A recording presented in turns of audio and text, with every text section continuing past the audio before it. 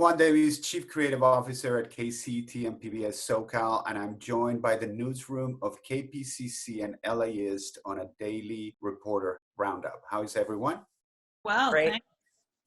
Kyle, you've been looking into what the reduced state budget will do to the Los Angeles Unified School District. What do we know so far? Well, statewide schools are facing something like a 10% cut in their state funding. And for LAUSD, that translates into about a $500 million revenue loss. And in addition to some of the longer term impacts, which I think are still a little bit unclear at this point, like layoffs or program cuts, the more immediate upshot of this funding cut, district officials say, is that if state lawmakers enact what the governor has proposed, school officials would not be able to safely reopen campuses this fall. And several other urban school districts, including Long Beach Unified, have sent the same message. Certainly, there's some brinksmanship here going on by the districts trying to push back on the governor's cuts, but they also likely face higher expenses if they're going to reopen. Things like personal protective gear, maybe more staff to accomplish socially distanced classrooms. That's all expensive. Our newsroom's also been looking at home death rates here in LA, which are higher than in years past. And LA's been trying to dig into that and make some sense of it. Yeah, so we got data from the county medical examiner coroner's office, and what we found was there's been a spike in the number of people dying at home in LA County. So the coroner's office saw more than a 50% increase in deaths at home this past April compared to the same time period last year. I spoke with the county's chief medical examiner and coroner, and he told me it's too early to say exactly why the numbers are up because deaths are still under investigation. But he said it could be deaths like drug overdoses maybe happening more at home now instead of at other places. It could also be people are dying at home of COVID-19 or things like heart attacks and strokes because they're too afraid to go to the hospital. But we should be finding out more as the data sort of settles in the coming months.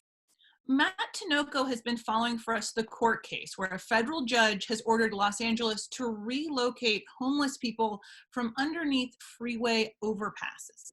That order from Judge David Carter becomes effective on Friday, but it doesn't mean that police are about to start clearing out homeless camps from under freeways. The order says that the only way that happens is if people living under and around those freeway bridges are first offered an alternative place to sleep. So by now, the city and county of Los Angeles have submitted plans to the court for what those alternatives could be. It could be space at a shelter or a hotel room, but because those are in short supply, it could also mean potentially a tiny home on public land or another safe parking or safe sleeping space. Police estimate that there are more than 3,000 people under overpasses in the city of Los Angeles. Sheltering or finding sleeping space for them seems to be the court's first test. And finally today, this question of how do you safely reopen places of worship? Our show Air Talk tackled that today, and Matt produced that segment for us.